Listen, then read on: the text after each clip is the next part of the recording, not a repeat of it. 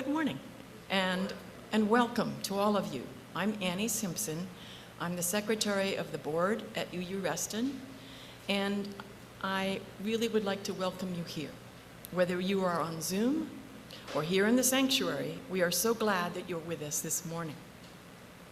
No matter how old you are or how young you are, wherever you are on your spiritual journey, however you identify, and whomever you love, please know that you're welcome here in this sacred place. You're welcome because you are attending this service as you want to, whether you are in person or online. Congregants who are present in person, could we now please take a moment to say hello to those who are online? And I think it's this. Yeah, say hi here. Thank you. Hi. Thank you. And I'd also like you to say hello to each other, but I'm going to wait on that one. When we finish, would you please greet your neighbor? When we're finished. Thank you. And before I forget, if you have one of these, could you silence it while I am doing the announcements? There are 3 of them today. There's many more that I could say, but we're trying to keep it to the most important or the ones that come in front of me, most urgent, because they're soon. First, Soul Matters Small Groups provides a way to explore our monthly themes, like issues and spiritual questions, in deepening relations, and they consist of 8 to 12 other UUCR members or friends during the church year. Groups will begin meeting in September. Please, if you are interested, register in the foyer, and out these doors, the table on the right, I believe, although they move the clipboard around. The second announcement, this weekend, there will be a couple of Workers Over Billionaires protests. There's one in Vienna and one in Leesburg tomorrow on Labor Day, in honor of Labor Day. Please see Reverend Aileen or Terry Grogan. Terry, are you here? Stand up. And you can see Reverend Aileen. They're going to the one in Vienna. If you're interested in the one in Leesburg, please see Ruth Grubb. Thank you, Ruth. And next, Cynthia has 2 announcements. Please, Cynthia.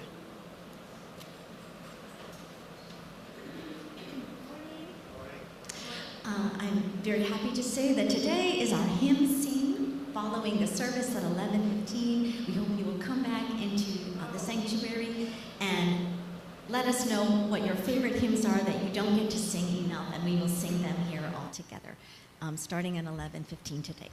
I also would like to draw your attention to our upcoming very special fall concert, which is going to be Saturday, September 27th at 4 p.m.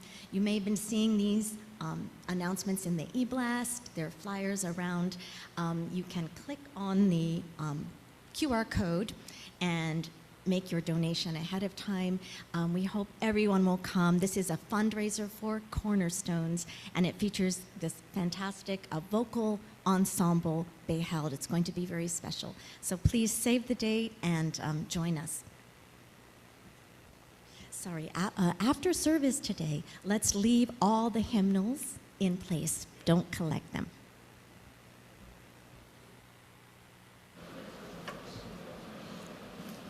Okay, now let us center ourselves for worship. Please take a moment and just take a deep breath, deep quieting breaths along with me.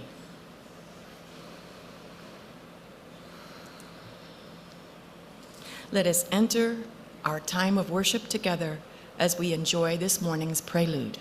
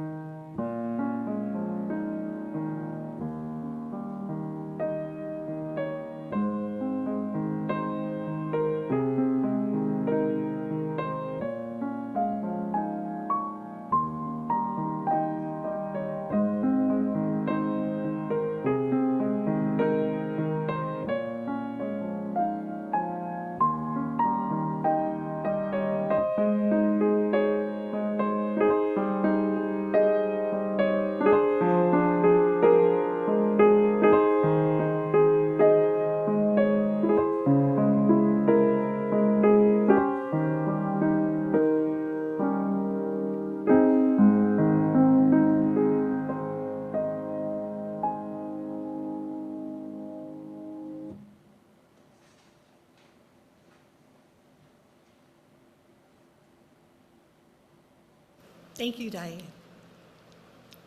Good morning and welcome. I'm Reverend Aileen Fitzke, and it is my honor to serve this congregation as its minister. Our opening words this morning are in honor of Labor Day. This is a labor song from the 1880s by Isaac G. Blanchard and Jesse Henry Jones called 8 Hours. We mean to make things over. We are tired of toil for naught, with but bare enough to live upon and never an hour for thought. We want to feel the sunshine. We want to smell the flowers. We are sure that God has willed it, and we mean to have 8 hours. We're summoning our forces from the shipyard, shop, and mill. 8 hours for work, 8 hours for rest, 8 hours for what we will.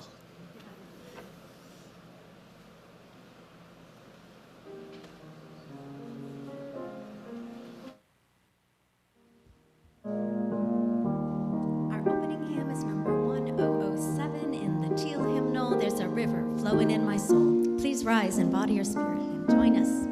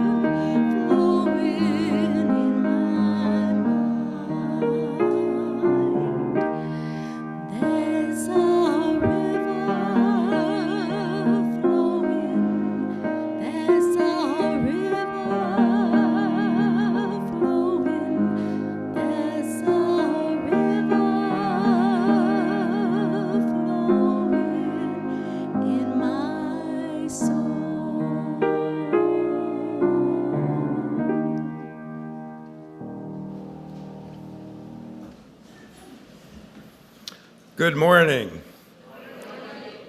I'm Sterling Pilette. Welcome to our church. Our chalice lighting for Labor Day is by Paul Dazell.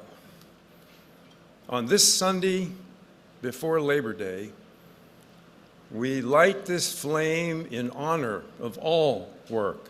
Not only the work we do for pay with our hands, with our backs and our minds. That's important, yes. But also the work we do for love. The work we do to help others to stay alive and belong instead of being outcasts. The work we do to ensure people are paid fairly, work reasonable hours, and have quality in their lives. The work we do caring for the young, the old, the infirm. The work we do to mentor, to educate, to advocate, and to enrich the community, the country, and the world. We honor all these labors that support our world and all the work we do to make it a better place.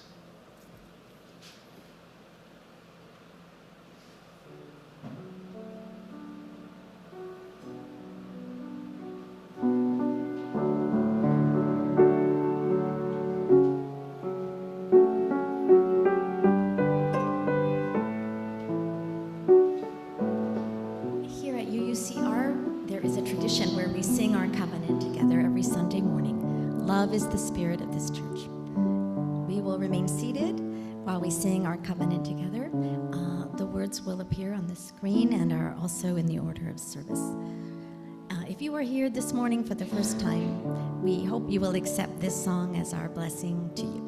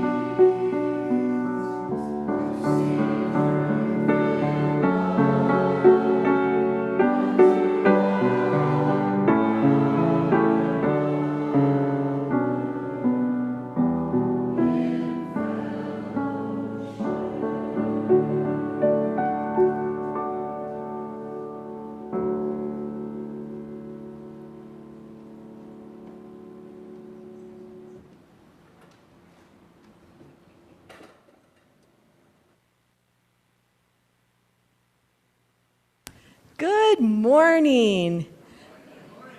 Now is the time for all ages, so if we have anyone who's feeling young of body or young of spirit this holiday weekend, I invite you to come forward.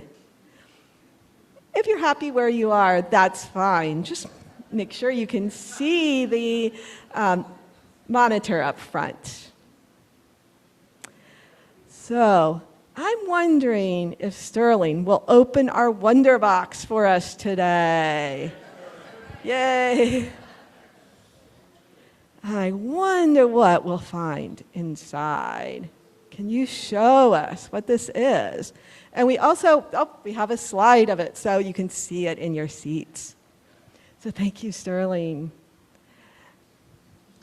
Today, most of our buttons are made of plastic, like on my skirt.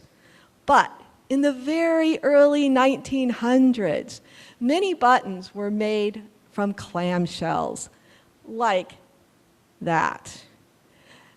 And we have another picture, yes. The holes are all where the buttons were cut from the shells. And many of these buttons were made in Muscatine, Iowa, which is on the Mississippi, so there were lots of clams. And it also happens to be the town where I grew up, much, much later.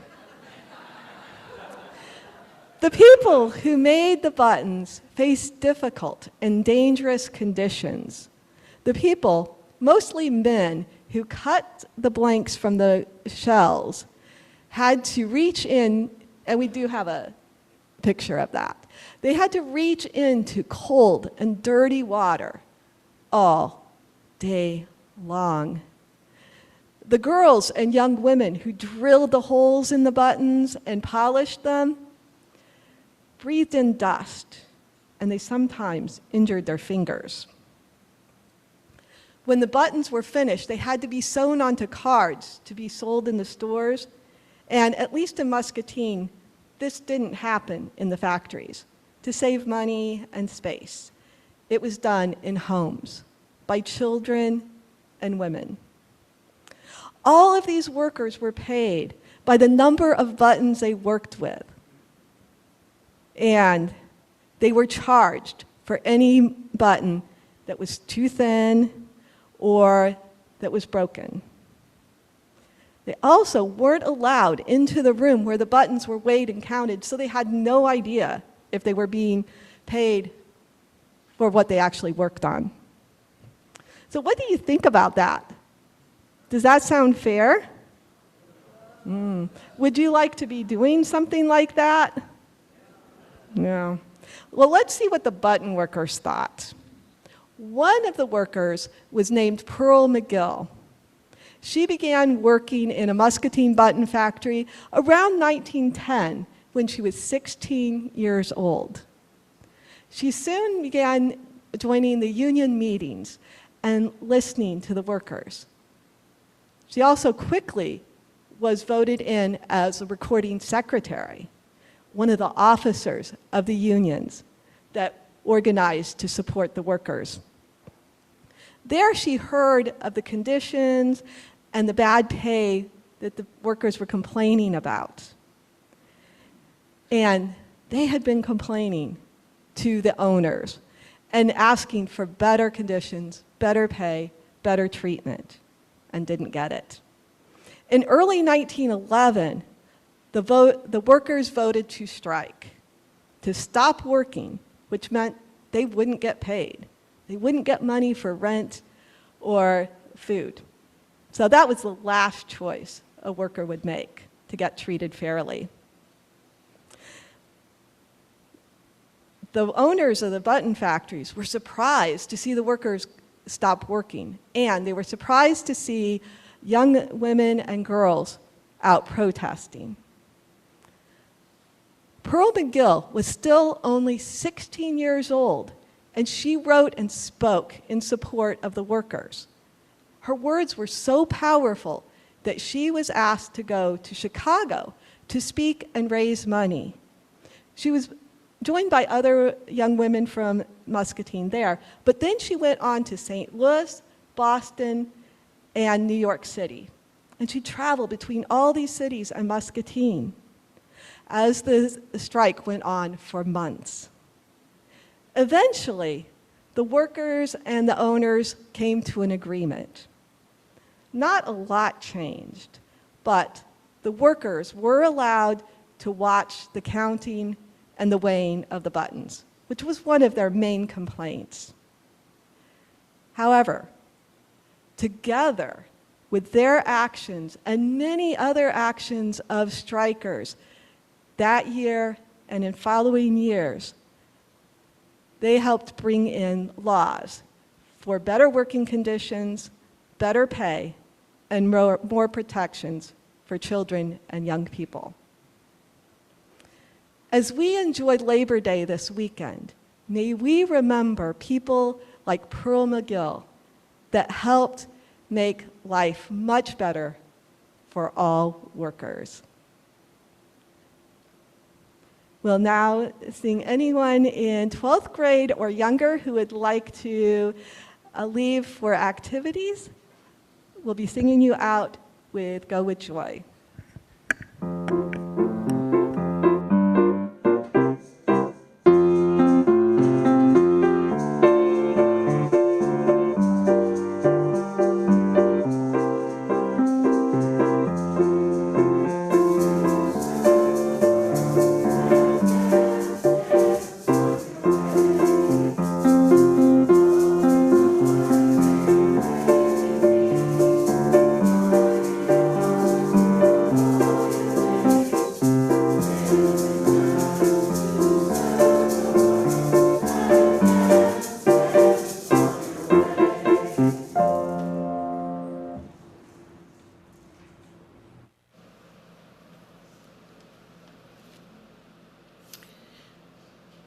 Now is the time in our service for our sharing of joys and concerns, so that no one ever has to hold them alone.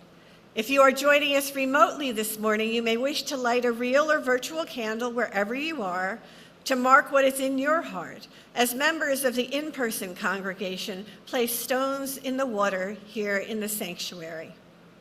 If those of you at home that would like to share what's in your heart today in the congregational chat on the screen, please write to all attendees, and please remember what you share will be public. Those at home may then read others' joys and concerns shared in the chat and enter into your own time of reflection and prayer. As we in the sanctuary come forward and place our stones in the water, and as we hear Diane play our meditation music, I invite those in the sanctuary to come forward.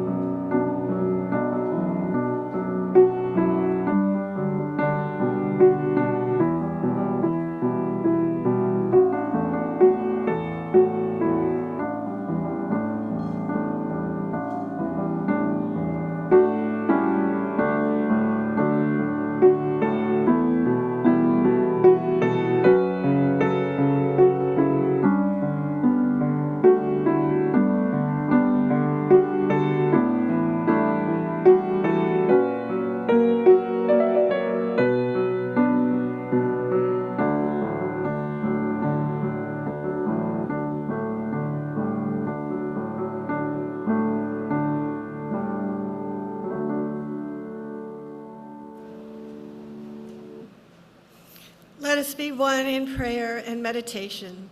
Spirit of life and love that so faithfully animates our creation, we are grateful for this community in times of both joy and sorrow.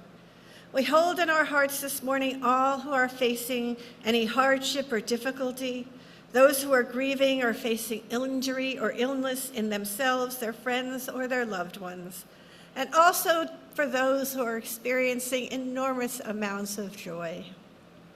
In particular, this morning, we hold in our hearts and prayers the children and adults who were victims of the mass shooting in Minneapolis at Annunciation Catholic School.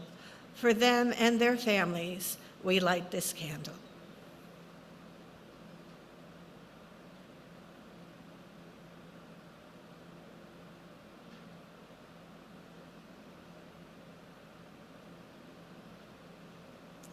Let us take a moment of silence.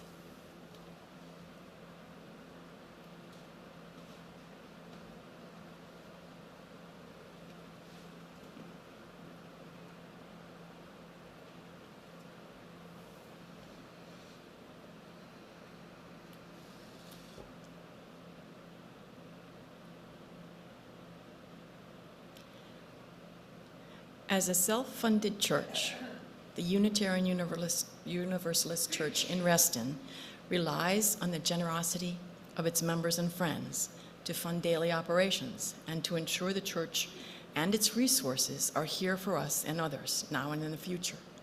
I'd like to take a moment to do a shout out to Bruce Anderson, who receives funding to maintain the building, and he recently went above and beyond and repaired our period pantry that had been knocked down apparently by a mower. Period pantry provides free menstruation supplies to young women who can't afford it. And it's standing out there, it looks like a free library. It's a pantry for those supplies. So thank you, Bruce, for doing that. And these pledges and your donations support that kind of work and many more things. They support our music program, our worship, our religious education, and programs for members and friends. It also supports community outreach, such as I've just described, and connections to Unitarian Universalism. We now invite you to support the work of UU Reston by making your donation to the collection plate that will be passed if you are here in the sanctuary, or at the link on the slide if you're attending remotely. Thank you for your generosity and support for our beloved and spiritual home.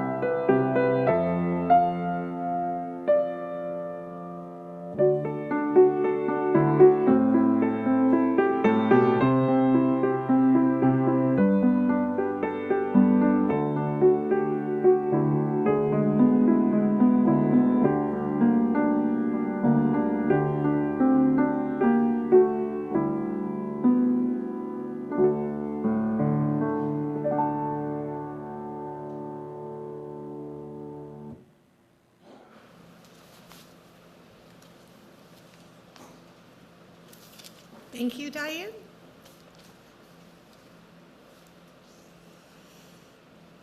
I was a Teamster. I know I don't look like what you usually think of a Teamster might look like.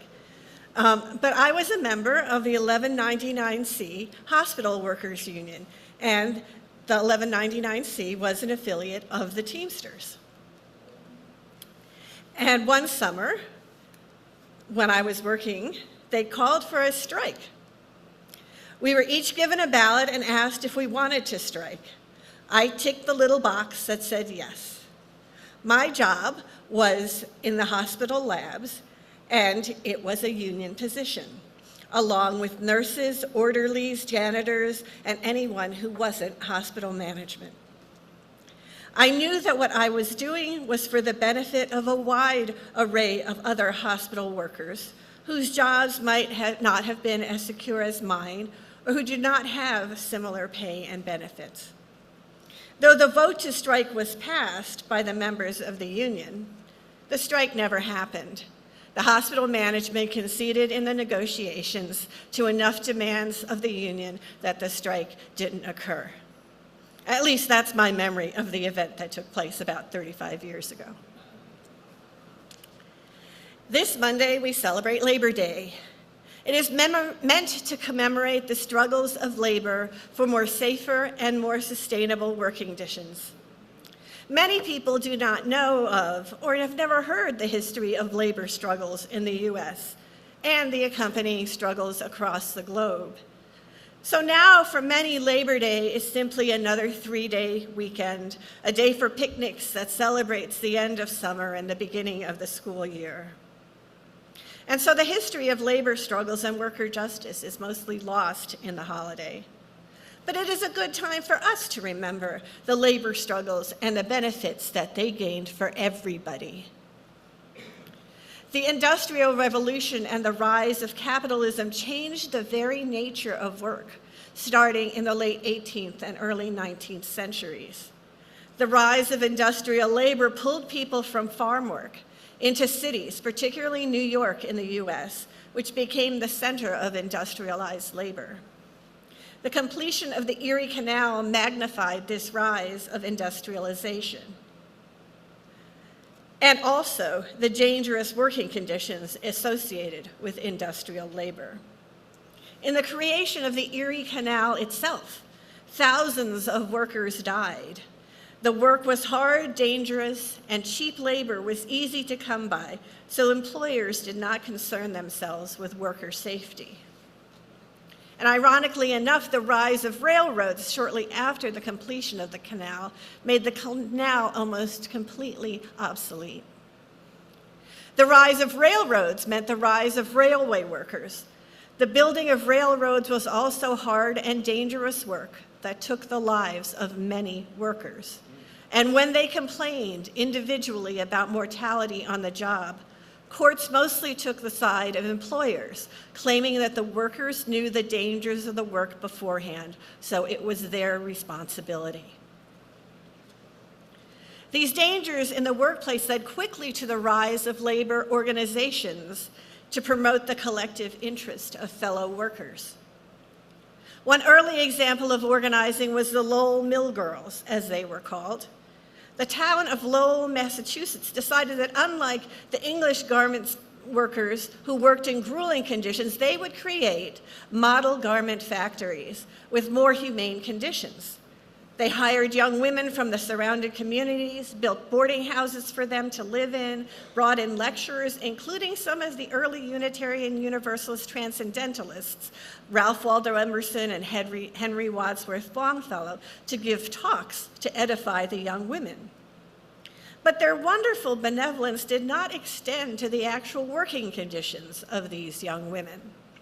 They worked 12 to 14-hour days, 6 days a week. The factories were hot and humid to keep the cotton fires pliable, and the machinery was extremely noisy. It was not long before the young women started to rebel and demand better hours and working conditions.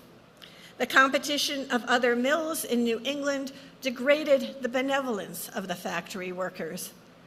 And eventually, they started charging the women higher prices for room and board, and they started extending the working conditions and reducing wages. So throughout the early 19th century, there were many strikes, and the women organized constantly. And even though many strikes and labor unrest in the garment factories gained some leeway, they eventually got a 10-hour day. Lower wages and increasingly more grueling workplace, owners eventually just turned to more exploitable labor, the immigrant labor, which was widespread and was considered less, they were considered less volatile. Writes Eric Loomis in his book, The History of America in 10 Strikes. By the 1860s, the Lowell operators had no more illusions about a model workforce. They gave up on supervising their workers' behavior or treating them with paternalistic concern. With 9 companies stopping production in 1862 and throwing 10,000 workers out of a job, replacing them with more exploitable immigrant workers, mostly from Ireland. Labor unrest and demand for better working conditions persisted throughout the late 19th century in most industrial sectors, including steel workers, miners, factory workers, and railway workers. Post-Civil War labor organizing centered around the 8-hour day. The opening words this morning came from a labor organizing song from the 1880s. We mean to make things over, we are tired of toil for naught, with but bare enough to live upon and never an hour for thought. We want to feel the sunshine and we want to smell the flowers. We are sure that God has willed it and we mean to have 8 hours. We're summoning our forces from the shipyard, shop and mill, 8 hours for work, 8 hours for rest, 8 hours for what we will. By the 1880s, a few industries did mandate an 8-hour day, including for some federal workers. But most of these mandates were ignored and not enforced. One large and probably one of the most famous strikes for the 8-hour workday became known as the Haymarket protest. Leading up to that strike, owners had been busting strikes, bringing in local militias, Pinkerton's police forces to end strikes and incite violence. On May 1st, 1886, between 300,000 and 500,000 workers walked off the job nationally, protesting for an 8-hour day. 30,000 organized in Chicago, where labor strikes had been increasing over the last several years. Violence against strikers by police had increased, including an incident where 6 workers were killed in gunfire. During a rally where speeches by anarchist and labor organizers were speaking, a bomb was thrown into the midst of a group of policemen.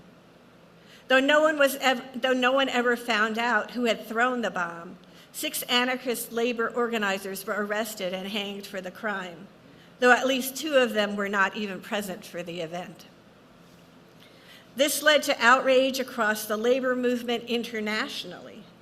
And in 1889, an international federation of socialist groups and trade unionists designated May 1st as the International Day for Workers, in commemoration of the Haymarket riot in Chicago. And it is still celebrated as a day for commemoration of labor struggles across the globe, but not in the United States. Does anyone know why? No. I found this little tidbit very interesting when I was researching the history of Labor Day. In 1894, Grover Cleveland made the first Monday of September the official Labor Day in the United States, not May 1st. Grover Cleveland wanted to glean favor from the working classes as labor organizing was growing at a rapid pace. And he did not want the labor movements in the United States collaborating with and being in solidarity with the larger labor struggle movements across the world that had declared May 1st International Workers' Day. He wanted to disconnect Labor Day from these larger global movements. And he emphasized it as a holiday for all working people, not as a holiday commemorating labor struggles and worker justice.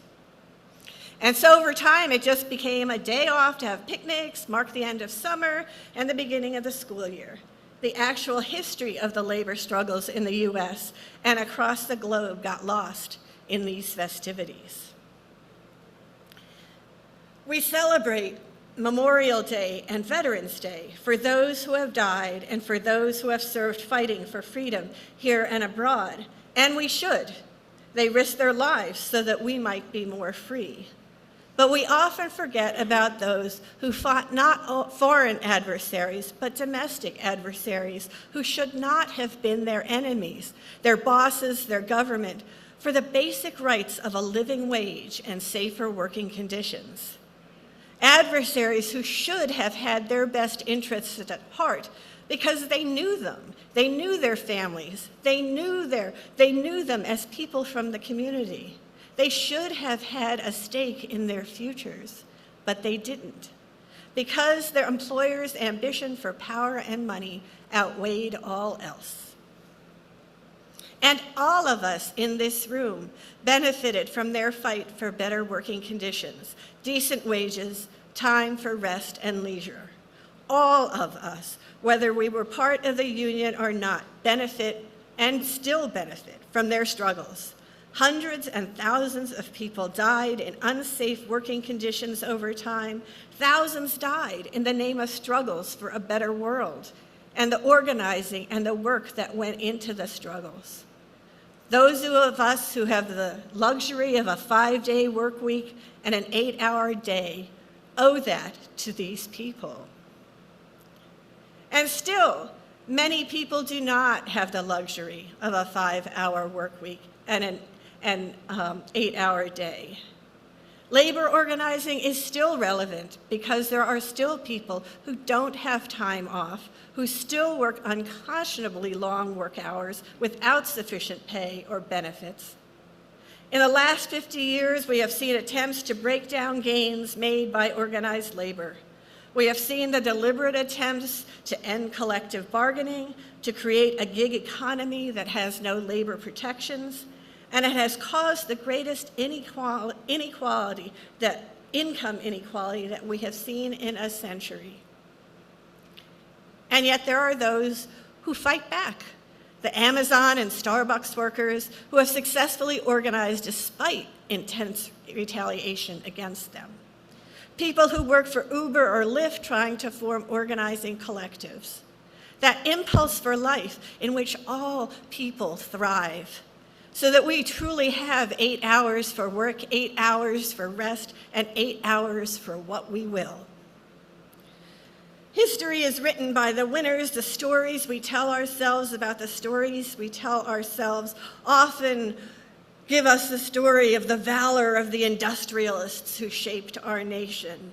But we rarely hear about all those thousands of workers who toiled and often gave their lives so that those industrialists might have their lives and their wealth.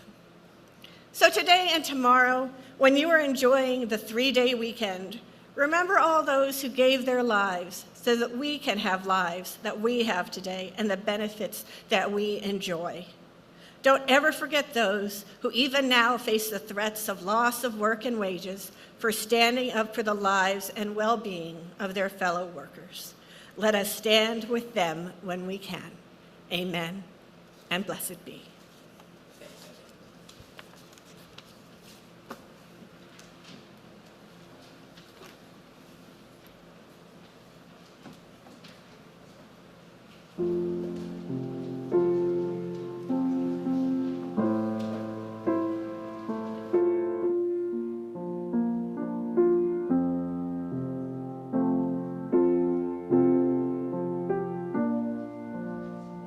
Closing hymn is number 108, My Life Flows On in Endless Song. The words are in your order of service, or if you're using a hymnal, hymn number 108. Please rise in body or spirit and join us.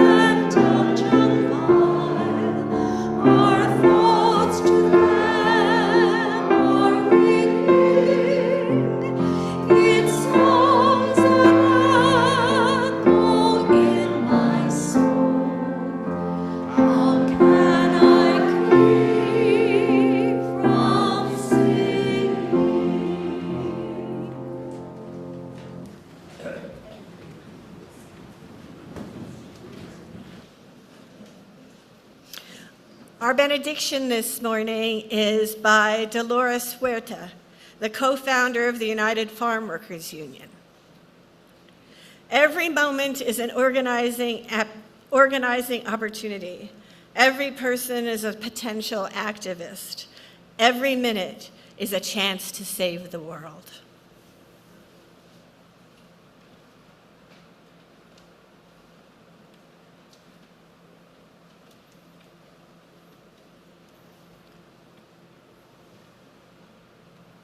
And now we have come to the end of our service. But not the light of hope and truth, nor the warmth of community, nor the fire of commitment. These we carry forth in our hearts until we are together again.